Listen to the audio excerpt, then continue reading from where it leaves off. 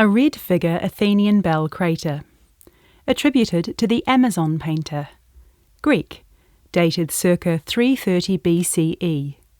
James Logie Memorial Collection, accession number 157.75. This upturned bell-shaped vessel is an ancient Greek mixing bowl for the dilution of wine with water.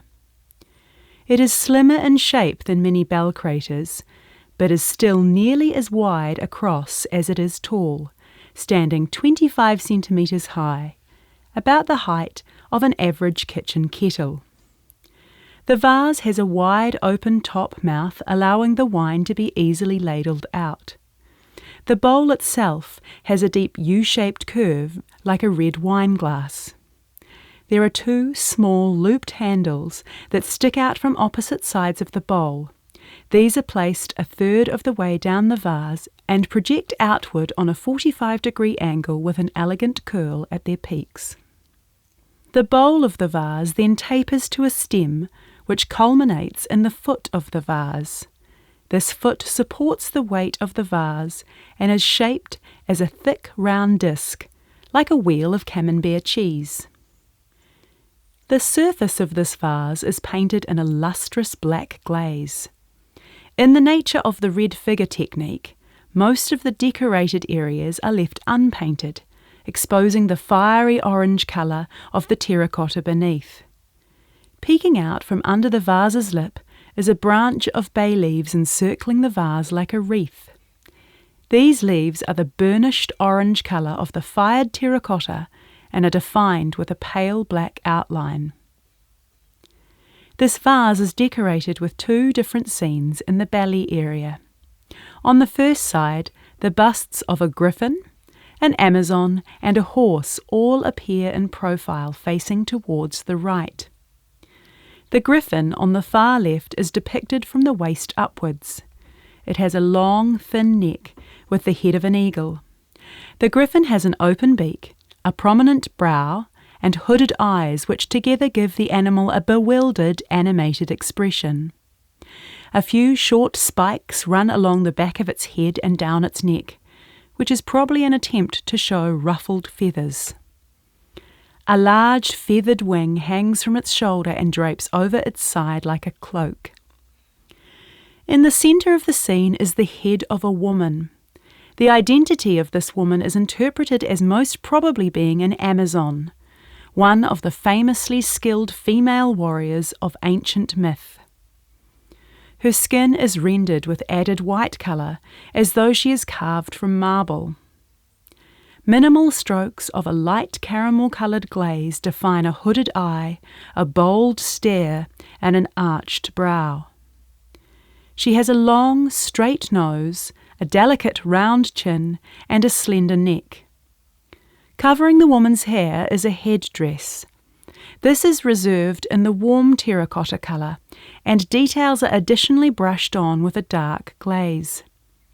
There is a black band secured along her hairline, from which appear to be wisps of fair hair escaping over her temple.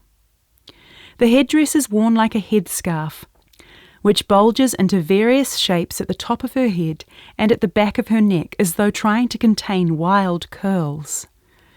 The artist has painted long strokes of black glaze over parts of the headscarf to show off the fluidity and folds of the material. It is also adorned with a smattering of little groups of 3 dots. Moving to the right of the Amazon, the last of the 3 busts on this side of the vase is the horse. The horse is depicted from the chest upwards, where it is shown bridled and with angry, flat ears. The Amazon's pale face slightly overlaps the horse's neck, placing her in front of the animal. This scene is charged with tension, and one poised on the precipice of action. The horse and the Amazon seem alert, and the griffin's expression appears ominous. Filling the empty space in between the characters' heads are the upper parts of 2 plain Doric-style columns. These are cut off short and are shaped like the letter T. They are painted a brilliant white colour and hint at an architectural backdrop to the scene. Finally, the scene is bordered at the bottom with an ornamental strip called a meander, consisting of repeated geometric spirals and motifs. This meander is reserved in the warm orange terracotta, with the patterns brushed on in black glaze. On the reverse side of the vase is a scene which appears to have little relationship to the scene on side A. Depicted are two young men standing to either side of a central column structure. Depicted in profile and facing each other, they are the same height and are also on a level height with the column. These youths are dressed neck to toe in cloaks called hymartia. The sparsity of painted dark lines suggests a heavy fabric with a few pleats.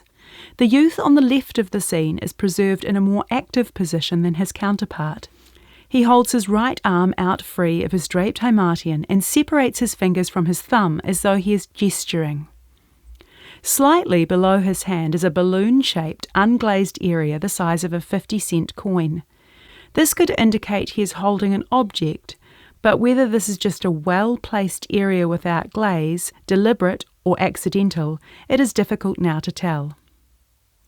He has a short, jet-black hairstyle with sideburns and is beardless. He has a strong, straight nose, a thick eyebrow and a single curved line for an eye. There is also a thin black line above his brow, suggesting he might be wearing a band around his head. The youth opposite him, standing to the right of the column, contrastingly, has both arms tucked into his robe so they are not visible to us. There is a bulge on his right-hand side, as though his right elbow is bent beneath the fabric and his forearm is held up towards his chin. His facial features have mostly disappeared but for a faint impression of the outline for an eye, and above this a thin line for either an eyebrow or a band worn around the forehead. He also has short jet-black hair and is beardless to show his youth. This scene too is bordered in the bottom by a decorative meander as on side A. To finish, the interior of the vase is completely covered in black glaze, so that when viewed from the top, it seems as if you are gazing into a deep black hole.